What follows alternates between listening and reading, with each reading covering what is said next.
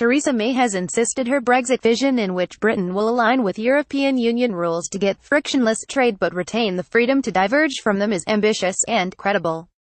The Prime Minister also claimed voters are tired of politicians arguing over Brexit and so aimed to be straight with people in her high-profile speech at London's Mansion House on Friday.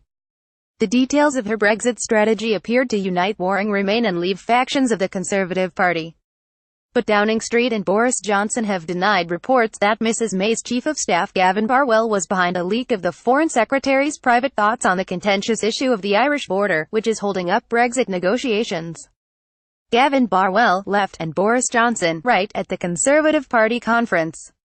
Stefan Rousseau, PA, on Friday, Mrs May rejected unacceptable EU proposals to retain customs union arrangements in Northern Ireland, but accepted the UK's responsibility to help maintain a soft border with the Republic, spelling out in detail how she believed this could be achieved by technological means or through a broader trade agreement. But she had been under pressure to back an EU-UK customs union amid a now-stalled rebellion from Tory Brexiteers and a shift in Labour's position announced earlier in the week by Jeremy Corbyn. In the lead-up to this speech, a memo from Mr Johnson to the PM was leaked, showing the Foreign Secretary believed the government should focus on stopping the Irish border becoming significantly harder, reigniting a row over the issue.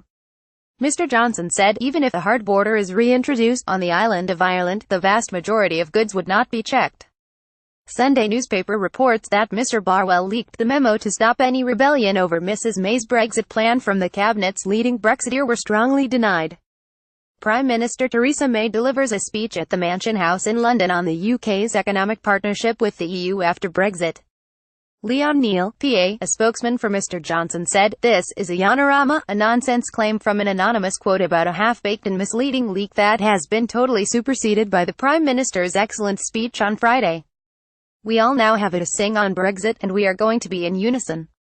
We are coming out of the customs union and single market, and as Theresa May has spelt out, we can stay economically and politically close to our friends and partners in Europe while forging an exciting new future for Britain, controlling our own laws and doing our own free trade deals."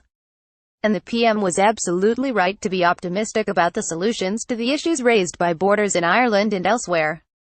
"It's time to be positive, folks," a Number 10 source said. As Boris himself has made clear, these claims are ridiculous and totally untrue. In an interview to be broadcast on Sunday, Mrs May admitted unraveling Britain's relationship with the EU was complex, but insisted she had set out a very practical way to move ahead in negotiations. She told BBC One's Andrew Marshall, "I was being straight with people. I think it's important to be straight with people, but it's also one of the messages behind the speech, which I think is to say to people, I think most people, most of the time, the public feel that the time for arguing either side of the referendum is gone." Former PM Sir John Major warned Mrs May any hardening of the Irish border could lead to the age-old violence of the Troubles flaring up, and said the issue cannot be taken for granted. He accused her of unconvincing and easy bites about finding a way to avoid a hard Irish border through technology, without offering any practical solutions. Writing in the Mail on Sunday, he said, "What happens if local incidents cause the border to be attacked, as there is ample past reason to believe it might be? Is security brought in? Does that reactivate old disputes that begin a downward spiral? As the age-old conflicts of Ireland tell us, this is a clear and present fear. The removal of hope is corrosive." He went on, "I know that, after the many years of peace Ireland has enjoyed since the Good Friday Agreement, it is easy to believe there is no further risk. And I wish that were so. But that peace, which many people strove for years to achieve, is still fragile, and even the smallest risk must not be taken.